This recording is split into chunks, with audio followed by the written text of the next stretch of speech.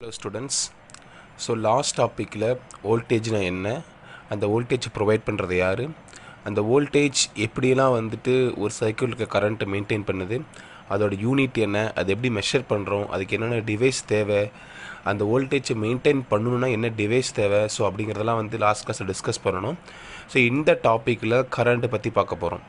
So கரண்ட்டுக்கும் வோல்டேஜுக்கும் என்ன difference, என்ன relationship அப்படின்னு சொல்லி நம்ம யோசிச்சுக்கலாம். இப்போ ஃபஸ்ட்டு பார்த்தீங்கன்னா ஆல்ரெடி நான் சொல்லியிருக்கேன், எலக்ட்ரான்ஸ் மூவ் ஆனால் கரண்ட், அதாவது ஒரு எலக்ட்ரான்ஸ் மூவ் ஆகிறப்போ அதை சுற்றி எலக்ட்ரிக்கல் எஃபெக்டை ப்ரொடியூஸ் பண்ணும். இந்த எலக்ட்ரிக்கல் எஃபெக்ட் தான் நம்ம கரண்ட்டுன்னு சொல்கிறோம். அப்போ அந்த இருக்க எலக்ட்ரான்ஸை மூவ் பண்ண வைக்கிறதுக்கு ஒரு டிவைஸ் தேவை. அந்த டிவைஸ் தான் பேட்ரி. அந்த பேட்ரி என்ன பண்ணுது, நமக்கு வோல்டேஜ் அப்படிங்கிற ஒரு ப்ரெஷரை க்ரியேட் பண்ணுது. இந்த ப்ரெஷர் எலக்ட்ரான்ஸ் மேலே ஆக்ட் ஆகிறதுனால எல்லா எலக்ட்ரான்ஸும் ஒரே டைரெக்ஷனில் அலைன் ஆகி போகிறாங்க.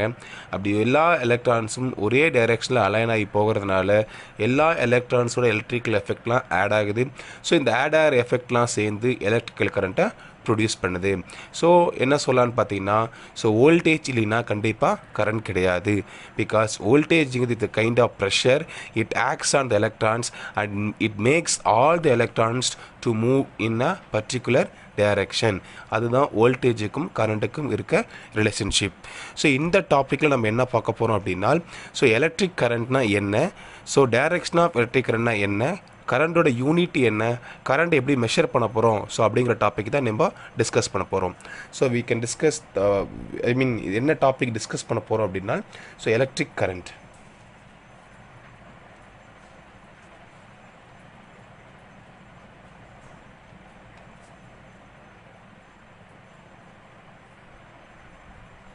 ஸோ எலக்ட்ரிக் கரண்ட் அப்படிங்கிற ஒரு டாபிக் தான் இன்றைக்கி நம்ம டிஸ்கஸ் பண்ண போகிறோம். எலக்ட்ரிக் கரண்ட்னா என்ன அப்படின்னா, இப்போ நான் ஒரு கண்டக்டர் எடுத்துக்கிறேன். இந்த கண்டக்டருக்கு ரெண்டு எண்டு, இங்கே ஒரு எண்டு தென் இங்கே ஒரு எண்டு அப்படின்னு எடுத்துக்கிறோம். ஓகேங்களா? ஸோ ஒயரை வந்து ஒரு சர்க்குலராக கன்சிடர் பண்ணுங்கள். அதாவது it has some area of cross section A அப்படின்னு எடுத்துக்கலாம். பிகாஸ் ஒயருங்கிறது ஒரு சர்க்குலர் அவுட்டர் வந்து ஒரு சர்க்குலராக கன்சிடர் பண்ணுறோம்னா அதுக்கு ஒரு ஏரியா ஆஃப் கிராஸ் செக்ஷன் இருக்குது. ஸோ இந்த ஏரியா ஆஃப் கிராஸ் செக்ஷன் எடுத்துக்க ஆட்டோமேட்டிக்காக இந்த ஏரியா ஆஃப் கிராஸ் செக்ஷன் எடுத்து நம்ம ஆக்சுவலாக ஏ அப்படின்னு எடுத்துக்கிறோம். இப்போ இந்த எண்டில் என்ன பண்ணுறோம், பேட்ரியோட ஒரு பாசிட்டிவை கனெக்ட் பண்ணுறோம். ஸோ அப்போ இந்த என்ற பேட்ரியோட நெகட்டிவில் நம்ம கனெக்ட் பண்ணுறோம். சொல்ல புரியுதுங்களா? அப்போது இது பாசிட்டிவ்னால இது ஹை பொட்டென்ஷியல் ஏரியா, இது நெகட்டிவ்னால லோ பொட்டென்ஷியல் ஏரியா. அப்போ என்ன ஆகுனா, இதில் இருக்கிற எலக்ட்ரான்ஸ் என்ன ஆகுது அப்படின்னு நம்ம கண்டுபிடிக்கிறோம். ஸோ எலக்ட்ரான்ஸ் என்ன பண்ணும், positive repels, but positive negative என்ன பண்ணும், அட்ராக்ட் பண்ணும். அப்போ இது பாசிட்டிவ் ஏரியா, இது நெகட்டிவ் ஏரியா. அப்போ எலக்ட்ரான்ஸ் என்ன பண்ணும், இந்த பக்கம் ட்ரிஃப்ட் ஆகி மூவ் ஆரம்பிக்கும். அதாவது நீங்கள் பேட்ரி கனெக்ட் பண்ணுறதுக்கு முன்னாடி எலக்ட்ரான்ஸ் மூவ் ஆகிட்டுருக்கும். எப்படி சார் மூவ் ஆகிட்டுருக்கும் அப்படின்னா, உள்ளே வந்து பார்த்தீங்கன்னா கண்டக்டருக்குள்ளே ஒரு தெர்மல் எனர்ஜி இருக்கும். ஸோ அந்த தெர்மல் எனர்ஜினால் எல்லா எலக்ட்ரான்ஸும் மூவ் ஆகிட்டு தான் இருக்கும்.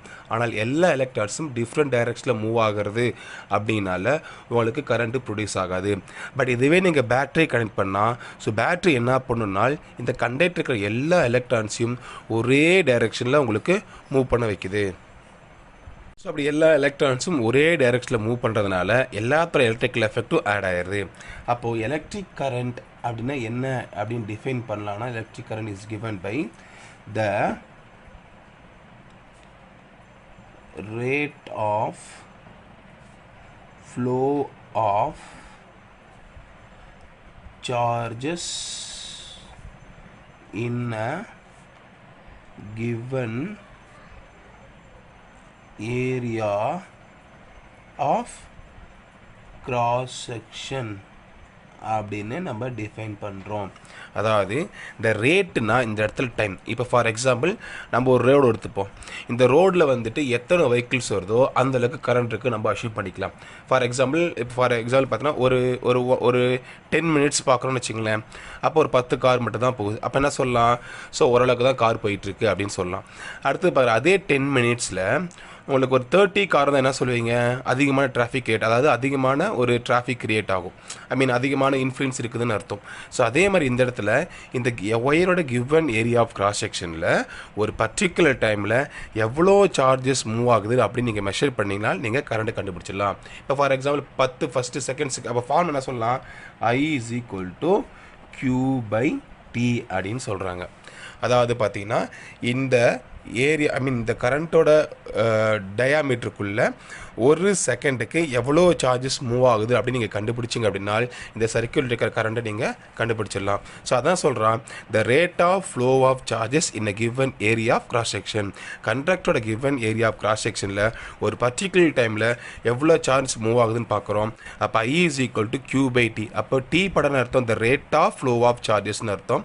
இன் a given area of cross section we known as a current. அப்போ கரண்ட்டோட யூனிட் என்னன்னு சொன்னால் the SI unit of the current, SI unit of current is ampere. So இதுதான் SI unit of the current அப்படின்னு சொல்லுவாங்க. அதாவது இதுதான் கரண்ட்டோட யூனிட். அதாவது ஃபார் எக்ஸாம்பிள் நம்ம டிஸ்டன்ஸ் மீட்டரில் சொல்கிறோம் இல்லைங்களா. ஸோ டிஸ்டன்ஸில் மீட்டரில் சொல்கிறோம். அதே மாதிரி பார்த்திங்கன்னா வந்துட்டு டைம் வந்து செகண்ட்ஸ்னு சொல்கிறோம். இப்போ ஃபார் எக்ஸாம்பிள் எவ்வளோ நேரம் நீ உட்காந்துருந்துன்னு கேட்டால் நம்ம ஒரு 2 நிமிஷம் 3 நிமிஷம்னு சொல்லிட்டு அந்த நிமிடங்களை சொல்கிறோம் இல்லையா. அதே மாதிரி இந்த சர்க்யூட்டில் எவ்வளோ கரண்ட் போகுது அப்படின்னு நம்ம சொல்லணும் அப்படின்னா நம்ம என்ன பண்ணணும்னா கரண்ட் அப்படிங்கிற ஒரு யூனிட் தான் என்ன பண்ணுவோம். அது SI யூனிட் இருக்குது. அந்த SI யூனிட் தான் ஆம்பியர். அந்த சர்க்யூட்டில் எவ்வளோ கரண்ட் இருக்குன்னு நம்ம சொன்னோம்னா அதை டினோட் பண்ணுற SI யூனிட்னா ஆம்பியர். ஆம்பியர் தான் கரண்டோட SI யூனிட். இதை தவிர என்னென்ன யூனிட்ஸாக இருக்குன்னா ஸோ மில்லி ஆம்பியர் இருக்குது, தென் மைக்ரோ ஆம்பியர் இருக்குது. ஸோ மில்லி ஆம்பியர் மைக்ரோ ஆம்பியர்னா ஸ்மாலர் யூனிட். அப்போ மில்லி ஆம்பியர் மைக்ரோ ஆம்பியர் எப்படி சார் மாற்றுறதுனா ஸோ கிவன் வேல்யூ எந்த வேல்யூ உங்களுக்கு கொடுக்குறாங்களோ அந்த வேல்யூவோட இன்ட்டு 10⁻³ போட்டால் உங்களுக்கு ஆம்பியராக மாறிடும். அப்போ மைக்ரோ ஆம்பியர் என்ன பண்ணுறோம், அதே கிவன் வேல்யூ எந்த வேல்யூ கொடுக்கும் அந்த வேல்யூ அப்படியே வச்சுக்கிட்டு இன்ட்டு 10⁻⁶ போட்டிங்கன்னா உங்களுக்கு மைக்ரோ ஆம்பியராக மாறிடும். அதே மாதிரி இந்த கொஸ்டினில் சார்ஜ் எப்போவுமே எதில் இருக்கணும், கூலுமில் தான் இருக்கணும். ஸோ டைம் கொடுத்தாங்கன்னா கண்டிப்பாக அது செகண்ட்ஸில் தான் இருக்கணும். கரண்ட் கொடுத்தா அதை ஆம்பியரில் தான் இருக்கணும். ஸோ இந்த கன்வர்ஷன் வச்சு தான் நம்ம ப்ராப்ளம்ஸ் போடணும். சொல்ல புரிஞ்சுங்களா. அடுத்தது என்ன பண்ணணும், அதாவது நான் நல்லா சொல்லியிருக்கேன் கரண்ட்னா என்னென்னா ஒரு கரண்ட்டோட கிவன் ஏரியா ஆஃப் கிராஸ் செக்ஷனில் ஒரு பர்டிகுலர் டைமில் எவ்வளோ சார்ஜஸ் மூவ் ஆகுது அப்படின்னு நீங்கள் கால்குலேட் பண்ணால் அது எலக்ட்ரிக் கரண்ட்டு. அப்போ ஃபார்ம் என்னது I is equal to Q by T, அதாவது the rate of flow of charges in a given area of cross section போட்டாச்சு. அடுத்து கரண்டோட யூனிட் என்ன, ஆம்பியர். டிஸ்டன்ஸ்க்கு எப்படி மீட்டரோ அதே மாதிரி மாஸ்க்கு எப்படி கிலோகிராமோ டைமுக்கு எப்படி செகண்ட்ஸோ அதே மாதிரி கரண்ட்டுக்கும் ஆம்பியர். உங்கள் வீட்டோட மீட்டர் பாக்ஸில் போய் பார்த்தீங்கன்னா அதேமாதிரி இந்த எலக்ட்ரிக் மீட்டர் பாக்ஸில் போய் பார்த்தீங்கன்னா ஏன்னு போட்டிருப்பாங்க. அப்படி ஏன்னா என்னது ஆம்பியர், அதாவது 5 ampere current, 2 ampere current, 3 ampere current அப்படின்னு வரும் ஆக்சுவலாக. ஸோ அடுத்தது பார்த்தீங்கன்னா கரண்டோட வேறு யூனிட் என்னன்னா மில்லி ஆம்பியர் மைக்ரோ ஆம்பியர் தான் smaller unit. So sum solve பண்ணுறப்ப எப்பவுமே கரண்ட் ஆம்பியர் தான் இருக்கணும். எப்படி சார் மில்லி ஆம்பியர் டு ஆம்பியராக மாற்றுறது, தென் மைக்ரோ ஆம்பியர் டு ஆம்பியராக மாற்றுறதுங்கிறத இங்கே நான் உங்களுக்கு சொல்லியிருக்கேன். அடுத்தது it is a scalar quantity அப்படின்னு சொல்கிறோம். Current is a scalar quantity. கரண்ட்டுக்கு டைரக்ஷன்ஸ் இருக்கா, கண்டிப்பாக கரண்ட்டுக்கு டைரக்ஷன்ஸ் இருக்குது. அப்படி டைரக்ஷன்ஸ் இருக்கும்போது அதை ஏன் சார் நீங்கள் ஸ்கேலார் குவான்டிட்டின்னு சொல்கிறீங்க அப்படின்னு ஒரு கொஸ்டின் ரைஸ் பண்ணலாம். அதாவது பார்த்தீங்கன்னா ஸோ கரண்ட்டுக்கு வெக்டார் ஸ்கேலார் 2 இருக்குது. ஸோ ஸ்கேலார்னு என்னென்னா ஒன்லி மேக்னிடியூட் அப்படி மட்டும் தான், அதாவது வேல்யூ அவ்வளோதான் சொல்லுவோம். பட் வெக்டார்னா அதுக்கு மேக்னிடியூட் இருக்கும், டைரக்ஷன்ஸ் இருக்கும். அப்படி பார்க்குறப்ப இங்கே கரண்ட்டுக்கு உங்களுக்கு மேக்னிடியூட் அதாவது எவ்வளோ கரண்ட் போகுது அப்படின்னு நம்ம சொல்லலாம். அட் தி சேம் டைம் எந்த டைரக்ஷனில் போகுதுன்னு சொல்லலாம். இப்போ ஃபார் எக்ஸாம்பிள் பார்த்தீங்கன்னா கரண்ட்டு ஃபார் எலக்ட்ரான்ஸ் எங்கே போகுது, லோ பொட்டென்ஷியலேருந்து ஹை பொட்டென்ஷியலில் போயிட்டுருக்கு. அதாவது நெகட்டிவ்ல இருந்து பாசிட்டிவ்க்கு போயிட்டுருக்கு, லோ பொட்டென்ஷியல் டு ஹை பொட்டென்ஷியலில் போயிட்டுருக்கு. அப்போ எலக்ட்ரானோட டைரக்ஷன்ஸ் நமக்கு தெரியுது, எவ்வளோ எலக்ட்ரான்ஸ் இந்த டைமில் எவ்வளோ ஃப்ளோ ஆகுதுன்னு நமக்கு தெரியுது. அப்படி இருக்கும்போது அதை ஏன் சார் ஸ்கேலார் குவான்டிட்டி அப்படின்னு சொல்கிறீங்க அப்படின்னா, இப்போ நான் ஒரு ஒயர் எடுத்துக்கிறேன், இது ஒரு ஒயர், தென் இது ஒரு ஒயர், 2 ஒயர். அப்போ இங்கே ஒரு ஒயர் இருக்குது அப்படின்னு வச்சுங்களேன். அப்போ இதில் வர்றது 5 ஆம்பியர் கரண்ட், இதில் வர்றது 5 ஆம்பியர் கரண்ட். சப்போஸ் இங்கே 3 ஆம்பியர் போகுது, இங்கே 2 ஆம்பியர் போகுது. இப்போ இந்த 2 கண்டக்டருக்கும் நடுவில் ஒரு ஆங்கிள் இருக்குது இல்லைங்களா, டைரக்ஷன்ஸ். ஓகேங்களா, அதாவது 5 ஆம்பியர் வருது, 2ஆக பிரியுது, இப்படி ஒரு ஒயரில் பிரியுது, இப்படி ஒரு ஒயரில் பிரியுது. அப்போ ரெண்டுலேயுமே பார்த்தீங்க அப்படின்னா இங்கே 3 ஆம்பியர் போகுது, இங்கே 2 ஆம்பியர் போகுது.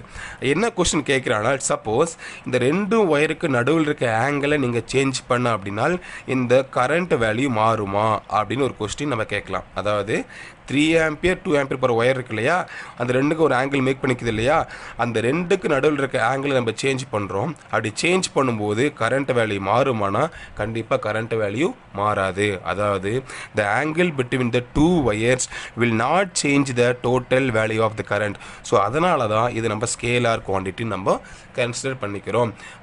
ரெண்டு ஒயருக்கு நடுவில் எவ்வளோ ஆங்கிள் வேணால் இருக்கலாம், பட் எவ்வளோ ஆங்கிள் இருந்தாலும் அது கரண்டோட டோட்டல் வேல்யூயை சேஞ்ச் பண்ணவே முடியாது. அப்படிங்கிறதுனால கரண்டை நம்ம ஸ்கேலார் குவான்டிட்டி அப்படின்னு நம்ம அஷ்யூம் பண்ணிக்கிறோம். தென் நெக்ஸ்ட் பார்த்தீங்கன்னா டைரக்ஷன் ஆஃப் த கரண்ட்.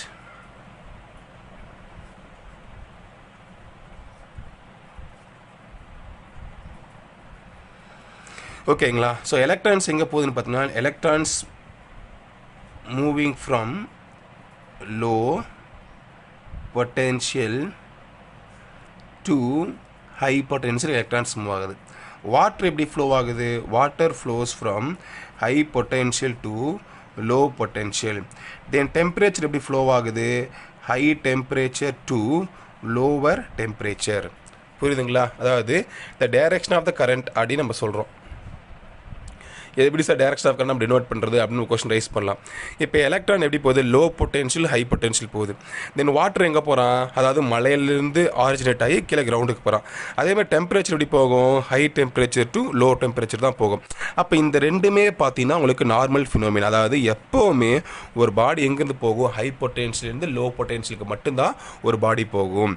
ஆனால் எலக்ட்ரான்ஸ் மட்டும் ஆப்போசிட்டில் இருக்கிறதுனால அதை வேறு மாதிரி நம்ம சேஞ்ச் பண்ணுறோம். அப்படி வேறு மாதிரி சேஞ்ச் பண்ணுறதுக்கு பேர் தான், அதாவது லோ பொட்டென்ஷியல் டு ஹை பொட்டென்ஷியலை நம்ம ஹை பொட்டென்ஷியல் லோ பொட்டென்ஷியலாக மாற்றுறதுக்காக ஒரு நேம் கொண்டு வரோம். அந்த நேமுக்கு பேர் தான் கன்வென்ஷனல் கரண்ட் அப்படின்னு சொல்கிறோம். அதாவது electrons low potential to high potential move ஆகுது, பட் நடக்கிற எல்லா ஃபினோமினாவும் ஹை பொட்டென்ஷியலேருந்து லோ பொட்டென்ஷியலுக்கு போகிறதுனால இதோட நம்ம என்ன பண்ணுறோம்?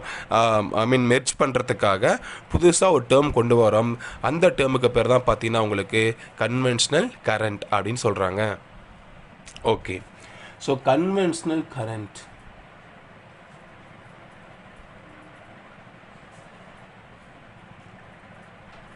So it is opposite to direction of flow of electrons. இதுக்கு பேர் தான் கன்வென்ஷனல் கரண்ட். ஏன்? எலக்ட்ரான்ஸ் எங்கே போகிறான்? ஸோ லோ பொட்டென்ஷியலிருந்து ஹை பொட்டென்ஷியலுக்கு எலக்ட்ரான்ஸ் போகுது. அப்போ கன்வென்ஷனல் கரண்ட் என்ன? Opposite to the direction of electrons. அப்போ எப்படி எடுத்துக்கலாம்? So that is conventional current E plus is equal to என்ன சொல்லலாம்? High potential to lower potential அப்படின்னு எடுத்துக்கலாம். நான் சொல்ல புரியுதுங்களா? அதாவது it is opposite to the direction of flow of electrons. அப்போ எலக்ட்ரான்ஸ் எப்படி ஃப்ளோ ஆகிறான்? லோ பொட்டென்ஷியலேருந்து ஹை பொட்டென்ஷியல் எடுத்துக்கிறோம். அப்போ கன்வென்ஷனல் கரண்ட் நம்ம எடுத்துக்கிறோம். கன்வென்ஷனல் கரண்ட் சிசி என்னென்னு எடுத்துக்கிறோம்? எலக்ட்ரானுக்கு ஆப்போசிட் எடுத்துக்கிறோம். அப்போ இது கன்வென்ஷனல் கரண்ட்னா யாருனால், so direction of protons. So direction of the protons is known as a conventional current because electrons எங்கே போகும்? நெகட்டிவ் டு பாசிட்டிவ் போவோம். பட் ப்ரோட்டான்ஸ் எங்கே போகும்? பாசிட்டிவ் டு நெகட்டிவ்க்கு போகிறதுனால ஸோ கன்வென்ஷனல் கரண்ட் அப்படின்னா த டைரக்ஷன் ஆஃப் ப்ரோட்டான்ஸை பற்றி பேசினால் கன்வென்ஷனல் கரண்ட். இப்போ பாருங்கள், கன்வென்ஷனல் கரண்ட்னு சொன்னதுனால வாட்டர் எப்படி போகும்? High potential low potential. Temperature எப்படி போகும்? High temperature to low temperature. அதே மாதிரி கன்வென்ஷனல் கரண்ட் எப்படி மாறி இருக்குது? High potential to low potential நம்ம மாற்றியாச்சு. அதாவது நார்மல் ஃபினோமினாக்கு ஏற்ற மாதிரி மாற்றியாச்சு. அப்போ if you are talking about the direction of the protons, it is conventional current, and we know that the direction of the protons is opposite to the direction of electrons. And next பார்த்தீங்கன்னா electronic current. Electronic current. So it is in the direction of electrons. So if you are talking about the direction of the electrons, it is called electronic current. அப்போ electronic current direction அது negative is equal to என்ன போகும்? So low potential to high potential. அதாவது பார்த்தீங்கன்னா உங்களுக்கு negative to positive அப்படி போகும். அப்போது if you are talking about the direction of the electron is called electronic current. If you are talking about the direction of the proton is called conventional current.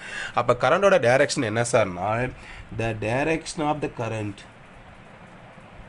the direction of current is taken as direction of protons, which means so conventional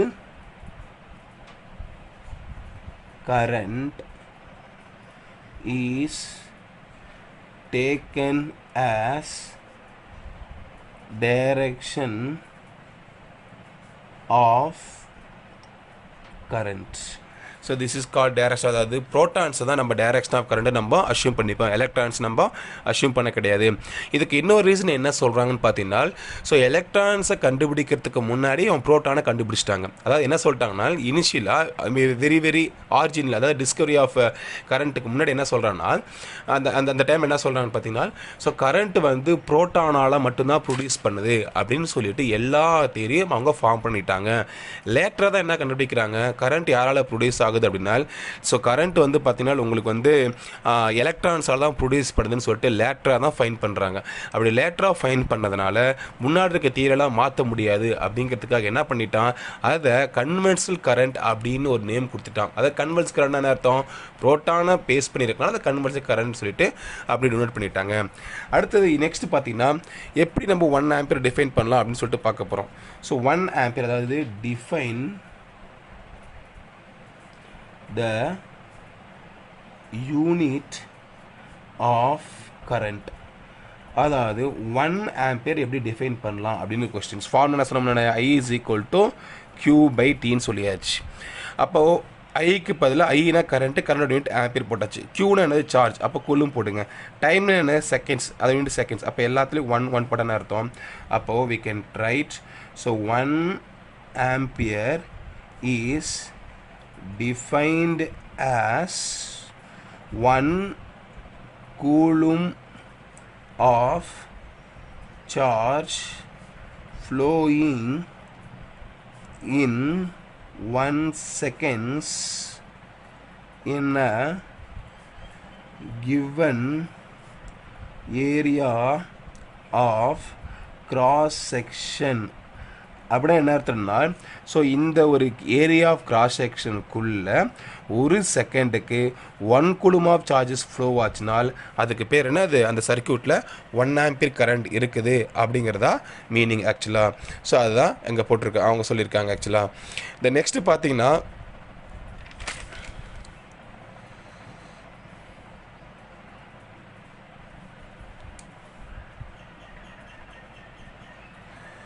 so next topic பார்த்தீங்கன்னா உங்களுக்கு என்னென்னா, எப்படி வந்துட்டு கரண்ட்டை வந்து நம்ம measure பண்ணலாம் அப்படின்னா, so we can write what the symbol of, so we have a ammeter. It is used to detect the flow of current in a circuit. அதாவது ஒரு சர்க்கியூட்டில் எவ்வளோ கரண்ட் போகுது அப்படின்னு நம்ம மெஷர் பண்ணணும் அப்படின்னா நம்ம என்ன யூஸ் பண்ண, ஆக்சுவலாக நம்ம யூஸ் பண்ணுறது அம்மீட்டர் தான் நம்ம யூஸ் பண்ணோம். So ammeter is a device, it is used to detect the flow of current in the circuit. So next பார்த்தீங்கன்னா, symbol of ammeter. தென் அம்மீட்டரோட சிம்பிள் என்ன, அப்படி ஏ போட்டிருப்பாங்க. அப்படி ஏ போட்டுட்டு இந்த இடத்துல என்ன பண்ணுவாங்க, இது பாசிட்டிவ் இது நெகட்டிவ் நம்ம போட்டிருக்கோம். அதாவது நெக்ஸ்ட் வந்து என்ன சொல்லலாம், the resistance of ammeter is low. So ரெசிஸ்டன்ஸ்னால் நெக்ஸ்ட் டாபிக் நம்ம டிஸ்கஸ் பண்ணுவோம். So resistance of ammeter is low அப்படின்னு என்ன அர்த்தம்னால், ஸோ அம்மீட்டரோட ரெசிஸ்டன்ஸ் ஹையாக இருந்துச்சுனால் சர்க்கியூட்டில் ஃப்ளோவாக இருக்கான்னு நம்ம கரெக்டாக மெஷர் பண்ண முடியாது. அடுத்தது அம்மீட்டரை எப்படி கனெக்ட் பண்ணணும் அப்படின்னா, ஸோ அம்மீட்டர் எப்படி கனெக்ட் பண்ணுறோம் அப்படின்னா, இப்போது என்கிட்ட ஒரு கண்டக்டர், இந்த மாதிரி ஒரு கண்டக்டர் இருக்குது. இப்போ இந்த கண்டக்டருக்குள்ளே கரண்ட் எவ்வளோ போகுது நம்ம தெரியணும் அப்படின்னா, அம்மீட்டர் நம்ம என்ன பண்ணோம், இதோட சீரீஸாக கனெக்ட் பண்ணணும். சீரீஸில் ஐ மீன் இதுக்கும் நடுவில் எந்த கனெக்ஷனும் போகக்கூடாது, அந்த மாதிரி சீரீஸில் பண்ணணும். அப்போது it is connected in series. உங்களுக்கு எந்த காம்பனண்ட்டில் கரண்ட் மெஷர் பண்ணுமோ அந்த காம்பனண்ட் இப்படி பேரலாக ஐ மீன் இந்த மாதிரி சீரியஸாக கனெக்ட் பண்ணுவோம். பட் வோல்டிமீட்டர் என்ன சொல்லியிருப்பேன் உங்களுக்கு நல்லா தெரியும். வோல்டிமீட்டர் என்ன பண்ணுவோம், இப்படி பேரலாக கனெக்ட் பண்ணுவோம். பட் அம்மீட்டர் எப்படி கனெக்ட் பண்ணுவோம், இந்த மாதிரி சீரியஸில் நம்ம கனெக்ட் பண்ணுவோம். ஸோ நெக்ஸ்ட்டு யார் பார்த்தீங்கன்னா, ஐடியல் அம்மீட்டர். ஸோ ஐடியல் அம்மீட்டர்னா ரெசிஸ்டன்ஸ் தான் இருக்கும். ஐடியல் அம்மீட்டர் என்னன்னா the resistance of so ideal ammeter is 0. So நார்மலாக எல்லா அம்மீட்டர்லேயும் ஒரு ரெசிஸ்டன்ஸ் இருக்கும். அந்த ரெசிஸ்டன்ஸ் என்ன பண்ணும், கரண்ட் வேலையை கண்டிப்பாக லைட்டாக சேஞ்ச் பண்ணும். அப்படி லைட்டாக சேஞ்ச் பண்ணுறதுனால உங்களுக்கான அக்யூரேட் கரண்ட்டை உங்களால் மெஷர் பண்ண முடியாது. அப்போ எப்போ சார் அக்யூரேட்டாக மெஷர் பண்ண முடியும் அப்படின்னா, அந்த அம்மீட்டருக்குள்ள ரெசிஸ்டன்ஸ் 0வாக இருக்கும்போது கரண்ட்டை உங்களால் அக்யூரேட்டாக மெஷர் பண்ண முடியும். அப்போ அம்மீட்டரில் ரெசிஸ்டன்ஸ் 0வாக இருக்கிற ஒரு அம்மீட்டர் எனக்கு வேணும். அந்த அம்மீட்டருக்கு பேர் தான் ஐடியல் அம்மீட்டர். அந்த ஐடியல் அம்மீட்டர் என்ன பண்ணணும்னால் அதோட ரெசிஸ்டன்ஸ் ரொம்ப 0வாக இருக்கிறதுனால கரண்ட்டை வேலை என்ன பண்ணும், அக்யூரேட்டாக உங்களுக்கு மெஷர் பண்ணும். ஸோ ஓகே ஸ்டூடெண்ட்ஸ், இந்த கிளாஸில் நம்ம என்னென்ன டிஸ்கஸ் பண்ணணும் அப்படின்னா, so what is mean by current, அதோட யூனிட் என்ன, அதோட டைரக்ஷன் என்ன, அது ஸ்கேலாரா வெக்டாரா, அதை எப்படிலாம் மெஷர் பண்ணுறோம் அப்படிங்கிற டாபிக் நம்ம டிஸ்கஸ் பண்ணியிருக்கோம். ஸோ இந்த டாபிக் உங்களுக்கு பிடிச்சிருந்தது அப்படின்னா ஸோ லைக் பண்ணுங்கள், ஷேர் பண்ணுங்கள் அண்ட் சப்ஸ்கிரைப் பண்ணுங்கள். தேங்க்யூ.